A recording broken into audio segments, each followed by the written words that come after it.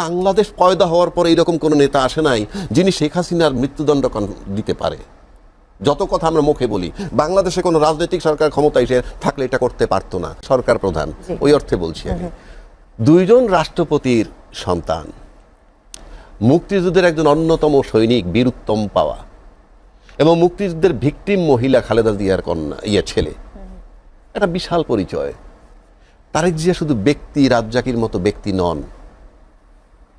But সেই তারেক জিয়া যখন বললেন এতদিন পর, দীর্ঘ 16-17 বছর পর যখন বললেন যে আমার আশাটা আমার একার সিদ্ধান্ত নয় এবং কেন আসতে পারতেন সেটা ডিসক্লোজ করাও কঠিন আমার জন্যে, অবারিত নয়, ঠিক তখন যখন বার্তা আসেই যে তারেক জিয়া ফেরত আসা কি না আসা সেটা তার পারিবারিক সিদ্ধান্ত এবং সে যদি ফেরত নাও আসে সেটা নির্বাচনের জন্য অন্তরায় কিছু হবে না, কথাটা এসেছে নাকি জানেন না? যে রাজনীতিতে প্রভাব পড়বে না পূর্ণ।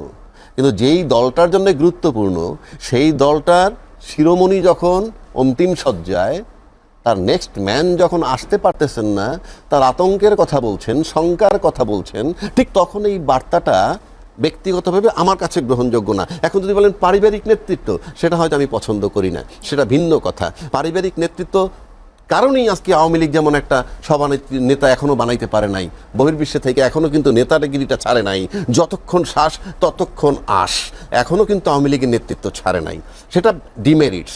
কিন্তু যেহেতু ওই স্ট্রাকচারে একটা দল, সুতরাং পার্টির টপ না থাকলে কিন্তু ওই পার্টির নেতৃত্ব রাখাটা কঠিন।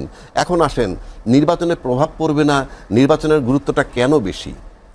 এই কারণে আপনি ইতিমধ্যে দেখছেন বাংলাদেশ পয়দা হওয়ার পরে এরকম কোনো নেতা আসে নাই যিনি শেখ হাসিনার মৃত্যুদণ্ড দিতে পারে। যত কথা আমরা মুখে বলি, বাংলাদেশে কোনো রাজনৈতিক সরকার ক্ষমতা এসে থাকলে এটা করতে পারতো না। দ্বিতীয় কথা আসেন, সার্ভিং 14 জন অফিসারের বিরুদ্ধে গ্রেপ্তারি পরোয়ানা ইস্যু করেছে, বাংলাদেশে কোনো রাজনৈতিক নেতা নাই, আজকে পর্যন্ত নাই, আমার চ্যালেঞ্জ।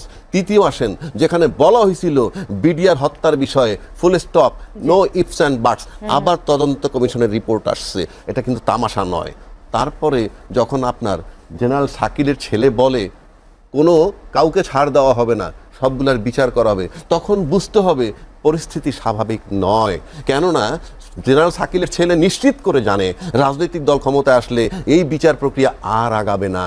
তারপরে যখন এসে বলতেছে, সেই খবর তারেক জিয়া পর্যন্ত নিশ্চয়ই আছে। সুতরাং অনেক কিছু ক্যালকুলেট করার ব্যাপার আছে, নাম্বার 1। নাম্বার 2, ইউনূস সাহেব বলছে ছাত্র আমাদের নিয়োগকর্তা, আজও পর্যন্ত এই দেশের রাজনীতিবিদরা খুঁজেই পায় নাই ইউনূস সাহেবের ছাত্র কারা। তারা মনে করে সার্জিস আলম, তারা মনে করে হাসনাত আবদুল্লাহ, সালাউদ্দিন কাদের যদি হাম্মাম চৌধুরী বলে বিচার হতে হবে, তখন বুঝতে হবে জুলাই আন্দোলন চলমান, শঙ্কা চলমান। সুতরাং তারেক জিয়ার সিদ্ধান্ত নেওয়াটা আসলেই কঠিন। তারপরে যখন এই বার্তা চলে আসে, তার আসা না আসা পারিবারিক ব্যাপার, এবং সে যদি না আসতে পারে সেটা নির্বাচনের ক্ষেত্রে বাধা হবে না। All this are very painful. সুতরাং আপনার শঙ্কা, উৎকণ্ঠা প্রমাণ করে দিচ্ছে তো। আপনি এই যে নির্বাচন নিয়েও তো একটা উদ্বেগ, উৎকণ্ঠা রয়েছে, নির্বাচনের মাঠে নিরাপত্তা নিয়ে উৎকণ্ঠা, কত পুলিশের নাকি অস্ত্র চলে গেছে সেটা এখনো রিকভার হয় নাই, সেটাও উৎকণ্ঠা। আপনি যদি মনে করেন যে কি বলে খালেদা জিয়া ফিরবেন কি, ফেরত আসবেন কি না, খালেদা জিয়ার উপস্থিতি, ফিরে আসা একরকম, ফিরে না আসা আর একরকম।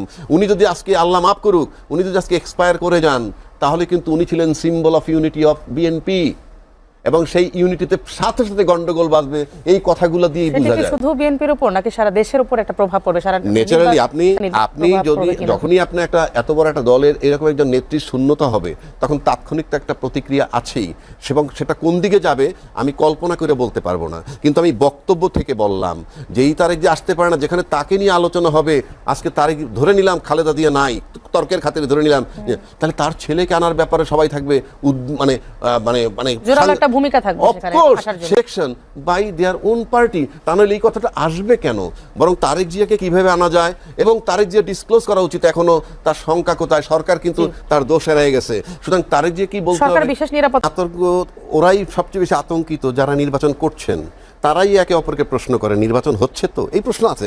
গল্প যে যত করুক, আমরা বাজারে শুনি জি। যে নির্বাচন হচ্ছে তো, এই প্রশ্ন আছে। এই কারণে প্রশ্নটা করে রাজনৈতিক না, প্রশ্ন আসবে ব্যক্তিত্বরাই কেন? প্রশ্ন করেন এই যে আসলে প্রশ্নটা- নির্বাচন হচ্ছে এই কিনা। প্রশ্নটা আসবে কেন? রাজনৈতিক দলরাই প্রশ্ন করে।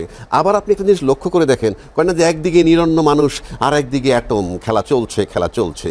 আপনি এই মুহূর্তে খালেদা জিয়া যে অবস্থাটায় আছে এবং তারে দিয়ে ফেরত আসতে পারতেছে না, ঠিক তখন বলা হচ্ছেই যে তারে দিয়ে ফেরত না আসাটা তার পারিবারিক সিদ্ধান্ত, 1, 2 সে ফেরত না আসলে নির্বাচনের উপরে এর কোনো প্রভাব পড়বে না। এই যে বিষয়গুলা মানে মেলে না, কিন্তু সিচুয়েশনের সাথে মেলে না। এর মানেই না যে নির্বাচন আমার কিচ্ছু আসা যায় না, আমি নির্বাচন করব না, কিছুই আসা যায় না।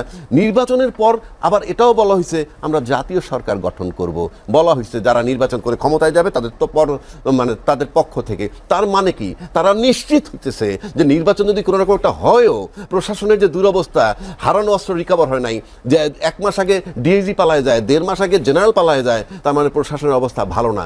একান্তই যদি নির্বাচনটা হয়েই যায়, সার্ভাইভ করা ডিফিকাল্ট হবে। সে কারণে আগাম বার্তা আমরা সবাই মিলে জাতীয় সরকার গঠন করব।